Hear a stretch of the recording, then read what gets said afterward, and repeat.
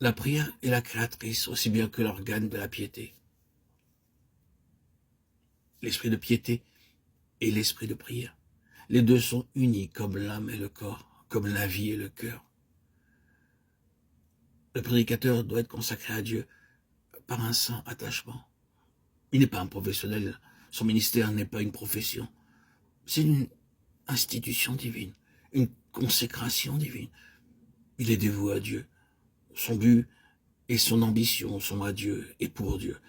C'est pourquoi la prière lui est essentielle, comme la nourriture l'est à la vie. Avant toute chose, il faut que le prédicateur soit consacré à Dieu. Ses rapports avec Dieu sont les insignes et les témoignages de son ministère. Ils doivent être clairs, concluants et évidents. Sa piété ne doit pas être de surface. S'il n'excelle pas en grâce, il n'excelle en rien. S'il ne prêche pas par sa vie, son caractère et sa conduite, sa prédication n'est rien. Si sa piété a peu de profondeur, il pourrait prêcher avec une douceur harmonieuse, comme la musique, être doué comme un Apollon. Même alors, sa prédication ne serait qu'une rosée du matin, une nuée emportée par le vent.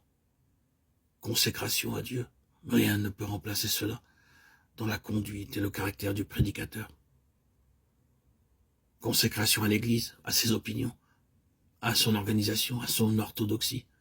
Tout cela est misérable, décevant et vain quand on y a recours pour être inspiré, quand l'appel ne vient que de cela. Dieu doit être l'instigateur unique de l'effort du prédicateur, la source et la couronne de son travail. Le nom et l'honneur de Jésus-Christ, le succès de sa cause, doivent être tout pour lui. Le prédicateur ne doit être inspiré que par le nom de Jésus-Christ. Son ambition doit être de le voir glorifié. Alors, la prière sera la source de son inspiration, le moyen de son progrès perpétuel, le gage de son succès, son but constant. Sa seule ambition doit être d'avoir Dieu avec lui.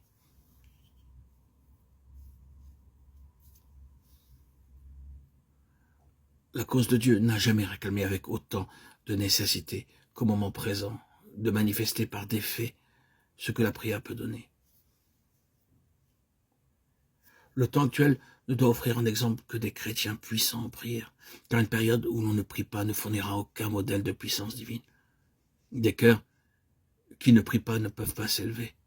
Ce siècle est peut-être meilleur que les précédents, mais il y a un abîme entre le progrès par la civilisation et le progrès par la sainteté et par l'image de Christ, reproduite dans la puissance de la prière. Les Juifs étaient meilleurs quand Christ parut que dans les siècles précédents. C'était l'âge d'or de leur piété pharisaïque, mais cet âge d'or crucifia Christ.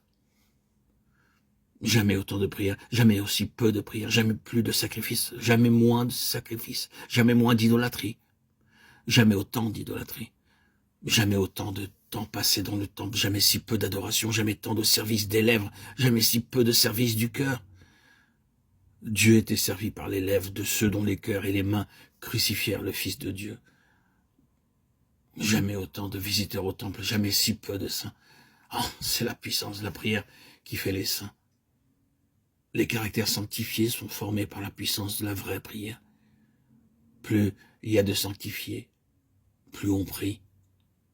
Plus on prie, plus il y a de sanctifiés.